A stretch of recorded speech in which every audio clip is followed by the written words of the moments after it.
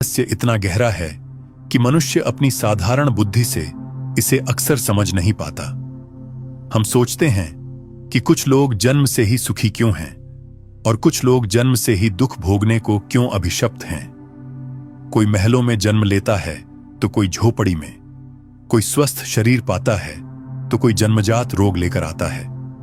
यह भेदभाव किसी ईश्वर का अन्याय नहीं है, बल्कि हमारे अपने ही संचित कर्मों का न्याय है।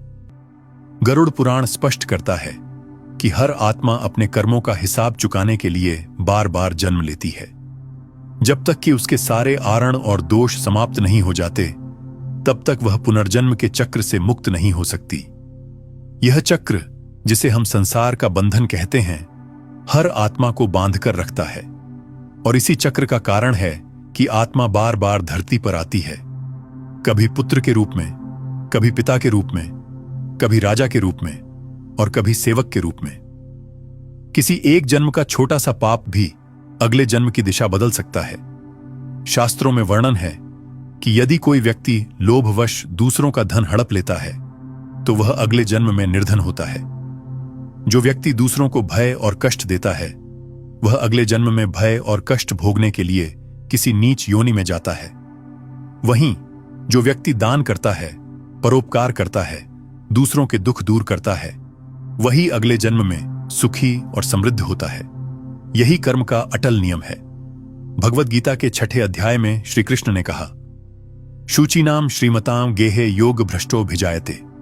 अर्थात यदि कोई साधक अपने साधन में अधूरा रह जाता है तो वह अगले जन्म में किसी पुण्यवान और समृद्ध परिवार में जन्म लेता है, ताकि वह अपने अधूरे आध्यात्मिक मार्ग को पूरा कर सके।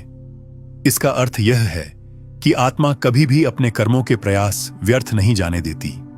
हर तपस्या, हर प्रार्थना, हर दान, सब उसके साथ चलते हैं और अगले जन्म में उसे लाभ देते हैं। सोचिए, एक किसान यदि खेत में बीज बोकर अधूरा छोड़ दे तो भी वे बीज मिट्टी में पड़े रहते हैं और सही समय आने पर अंकुरित होते हैं। ठीक वैसे ही यदि कोई साधना या पुण्य अधूरा रह जाए तो वह अगले जन्म में फल देता है।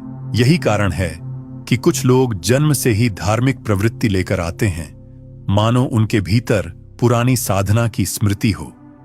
गरुड़ पुराण में कहा गया है कि आत्मा केवल अपने अच्छे कर्मों से ही नहीं, बल्कि बुरे कर्मों से भी बंधी रहती है। यदि कोई व्यक्ति हिंसा करता है तो अगले जन्म में वह स्वयं हिंसा का शिकार बनता है। यदि कोई चोरी करता है तो अगले जन्म में उसका जीवन अभाव और अपमान से भरा होता है। यदि कोई व्यभिचार करता है तो अगले जन्म में उसका दाम्पत्य जीवन कलह और दुखों से भर जाता है।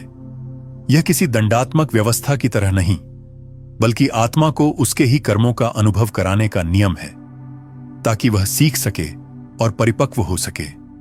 शास्त्रों में एक कथा आती है एक ब्राह्मण की, जिसने अपने जीवन में किसी का अपमान किया था।